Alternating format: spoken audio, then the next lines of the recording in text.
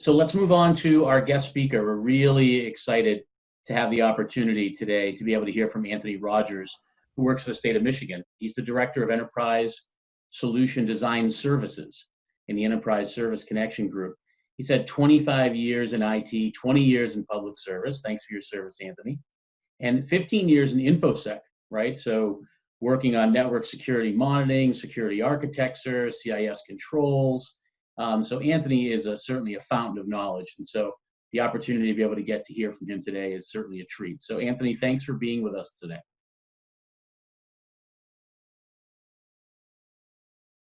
And I think you might still be on mute.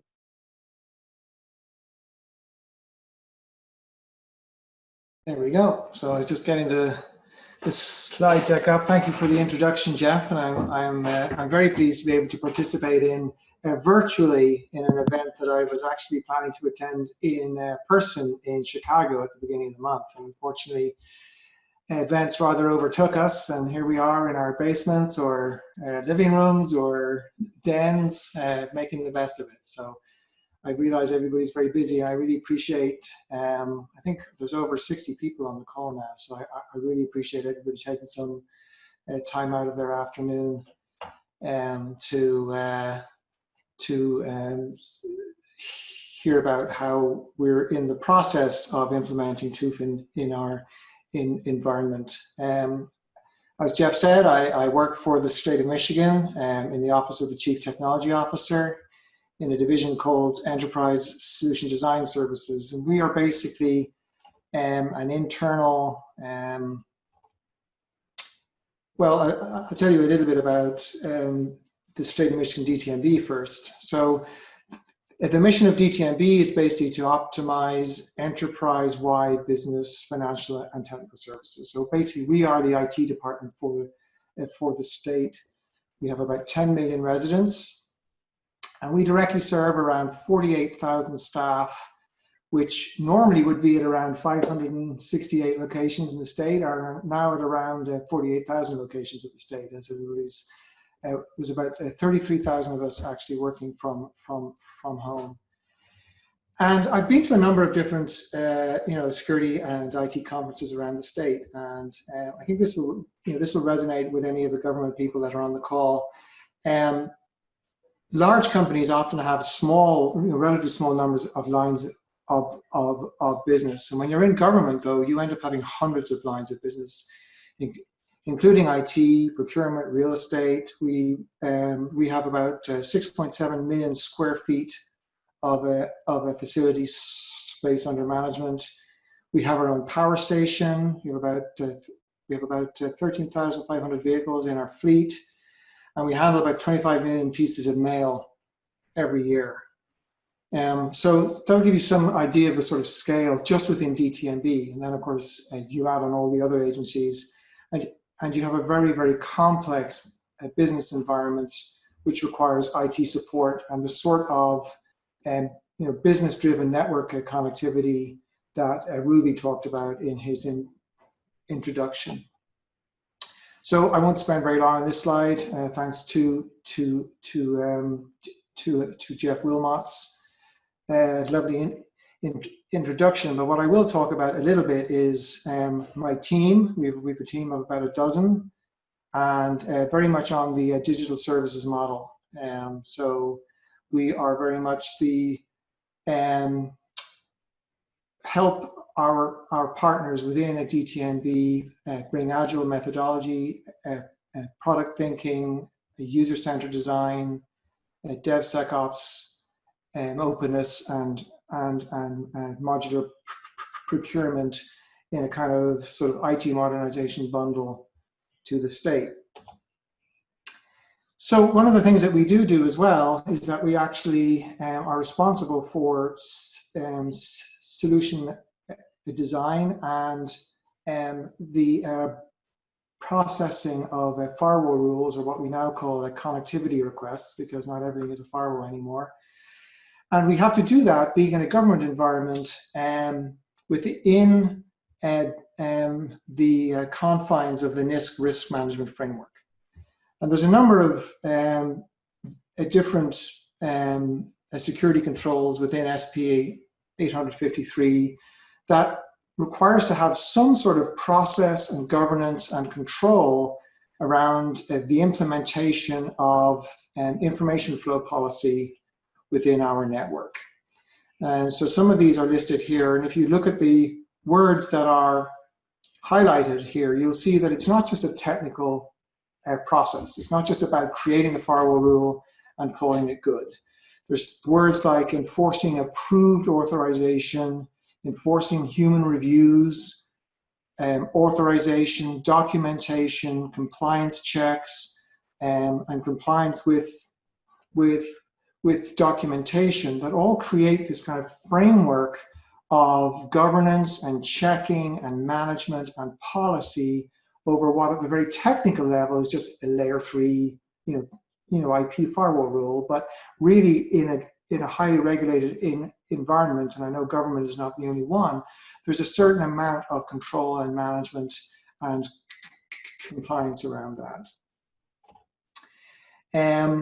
There are lots of additional NIST controls that also rely on there being a good traffic flow management in your network environment from an operational point of view.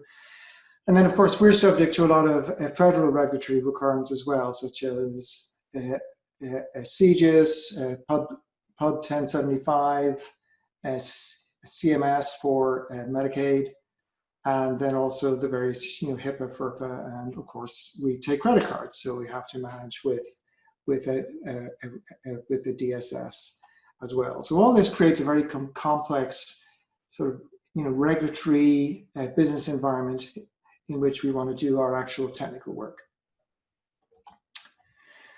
So that results in a sort of a traditional environment in lots and lots and lots of paperwork, and you'll see the sort of evolution of man eventually being eaten by his computer.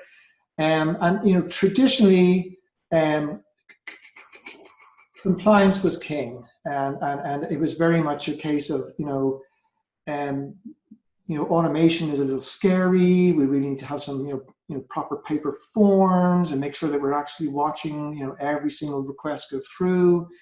And it really was a command and control environment instead of a trust but verify one. The way that we interpreted a lot of these NIST controls traditionally would have resulted in a lot of a point-to-point, a granular firewall rules on every firewall, because we can't have broad firewall rule policies, because that doesn't meet at least privilege.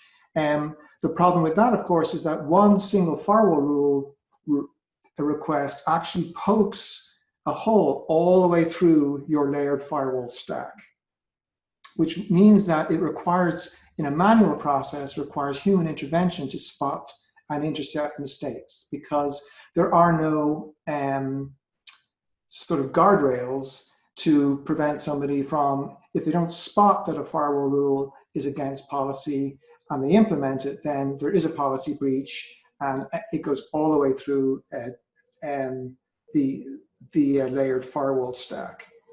It results in paper or paper-like processes, and when I say paper-like, I mean we transfer from a paper form into a Word document, which you then email around, but that's still a paper-like process. It's really not any form of a true automation. And all this kind of tar pit of paper and process and forms going across people's desks creates an illusion of control, consistency, and security that really doesn't actually exist. And in many cases, it's actually worse than nothing. It creates this illusion of non-existent security. In addition, manual processes don't scale well. So, paper forms and human readable data leads to typos as people, open up a Word document and key the information into a firewall management console, or into a remedy ticket or some other ITSM ticket that then goes into a queue, and then somebody else opens it and then retypes the information. Every time you do that, you're increasing the risk of typos, making mistakes, and actually granting the access to the wrong server or to the wrong network zone or the wrong ports. Manual processes increase the risk of, manual inspection then increases the risk of misses. So you can have situations where it literally takes somebody going, wait a second, that doesn't look right, to prevent the implementation of a firewall rule that would actually either be a breach of your traffic policy, or would actually end up creating a security hole in your infrastructure. Manual processing increases the risk of production outages, so delays in getting firewall rules in place for a go-live event, delays in getting firewall rules in place to fix a production problem, or sometimes in a manual process, you may implement temporary rules while all the paperwork gets done. And when those temporary rules expire, again, you have this risk of a service interruption. Manual implementation increases the risk of a duplicate, a shadowed rules, inconsistent rules, missing elements, missing ports, and a lack of machine readable data makes auditing difficult, because you have infrastructure as Visio rather than infrastructure as code.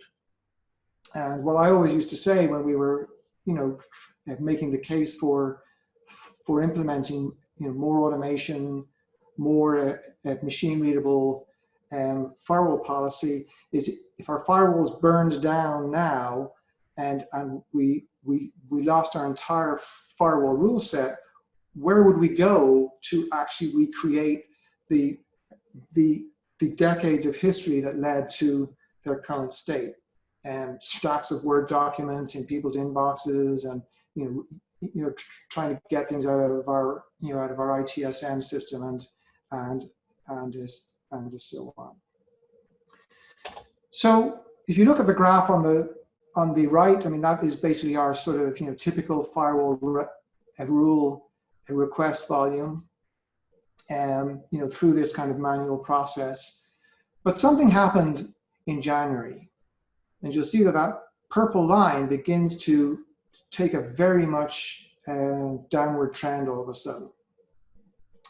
And what this is what we call our enterprise service connection portal. And that is a homegrown application that actually takes in connection requests from solution architects in the agencies, and it actually derives the connection request from metadata about the solution design. And what that means is that rather than the diagram having to derive the data, it is now the other way around. So we capture the metadata about the solution, the nodes, the connections, the zones, all that all that sort of infrastructural metadata, and we now draw the diagram from that. So now what we have is a set of machine readable data that we can then start using to actually drive some automation.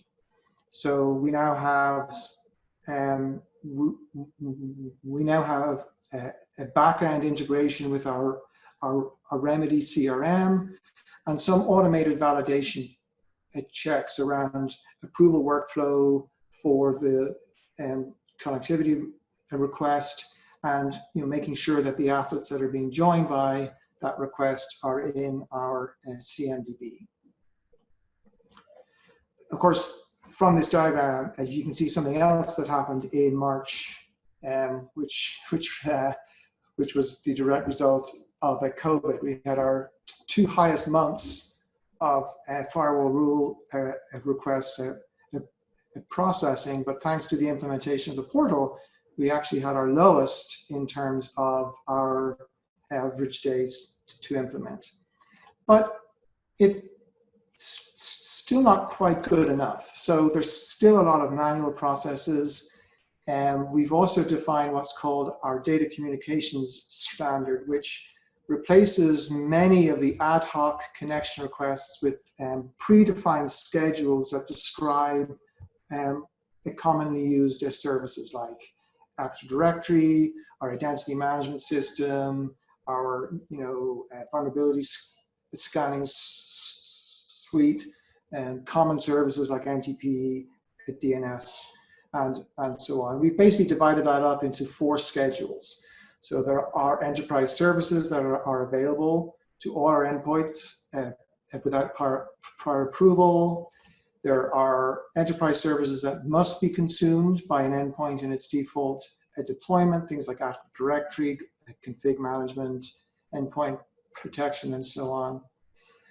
There are also additional enterprise services that may be consumed voluntarily by an endpoint. So these are sort of optional enterprise services like SMTP, Radius, NAS, etc.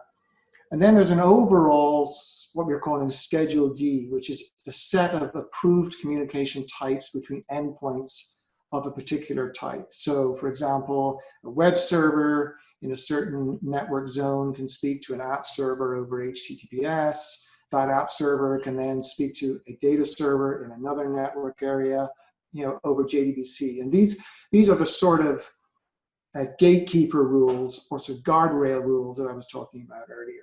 So we've defined that, and it's been extremely useful. We've managed to standardize things like, what is Active Directory anyway? What are the actual Active Directory rules? So people don't have to guess and get them wrong and make assumptions based on one version of Windows or one version of Active Directory that are no longer true now that we've upgraded to a newer version.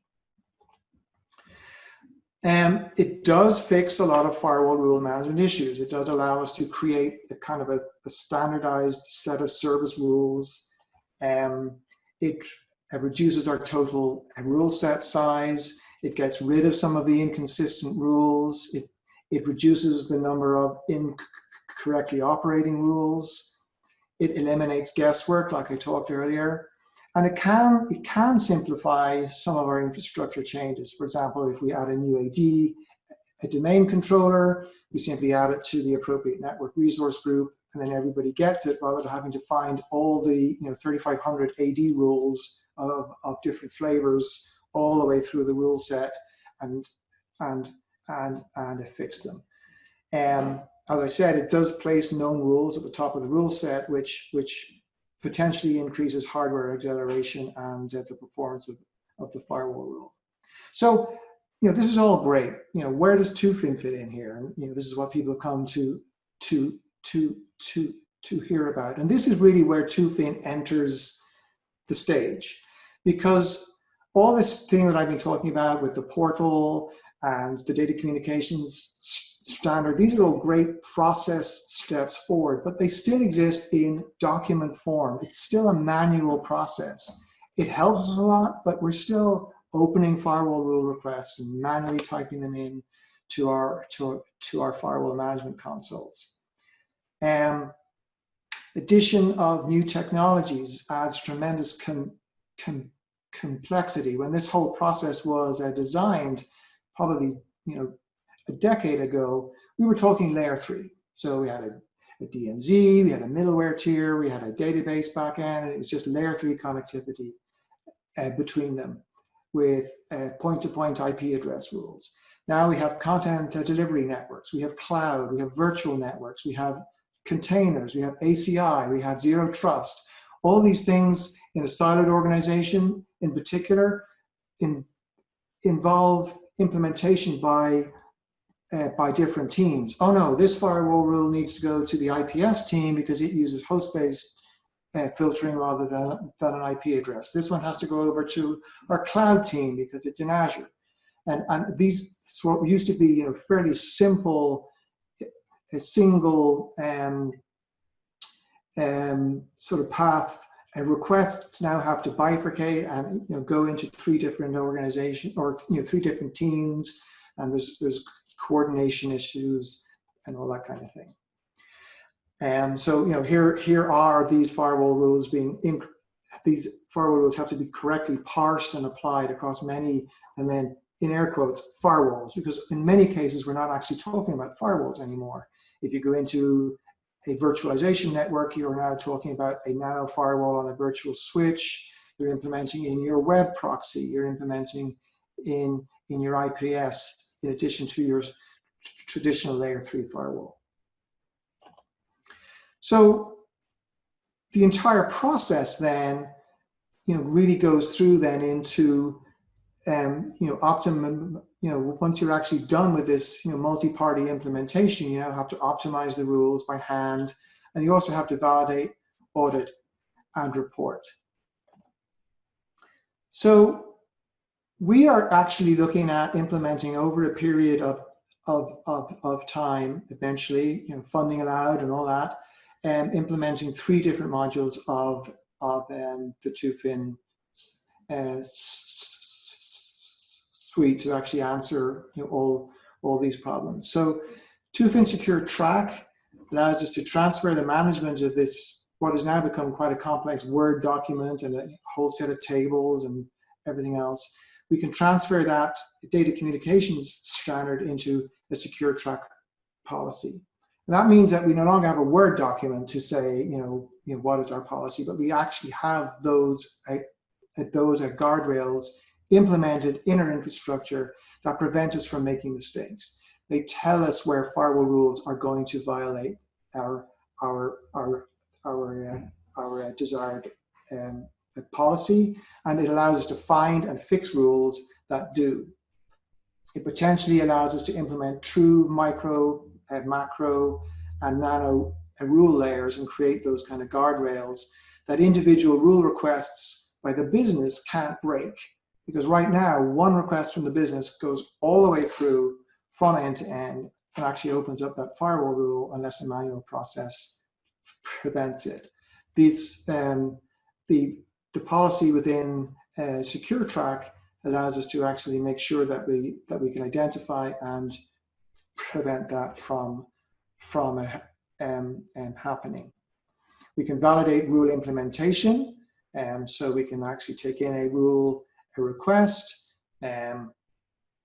We can actually validate that it was implemented by taking the policy change off the underlying firewall or network device into Tufin, and then actually validating in a SecureTrack that it actually took place.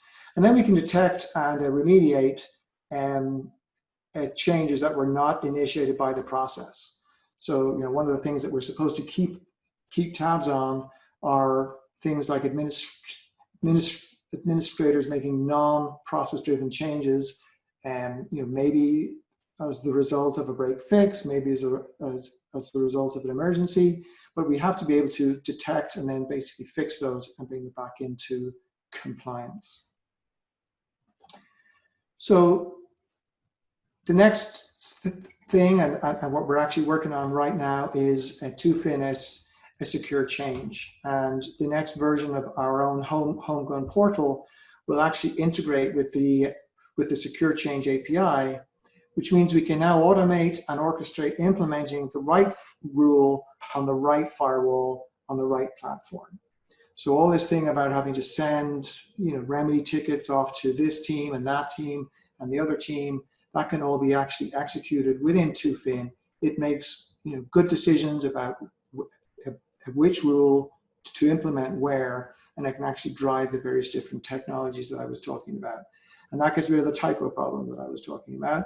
And we can also automate the cleanup of the existing rule set. So we can look at obsolete rules, we can look at shadowed rules, and we can start making sure that our rule sets are actually optimized. And then finally, and this is in the hopes and dreams stage right now, but we really want to get from a layer 3 view of a connectivity to a layer 7 view of the connectivity. So there are well-known services, and there are less well-known services like Active Directory, but we also have applications. We have information systems. So you could take something like our Medicaid processing system.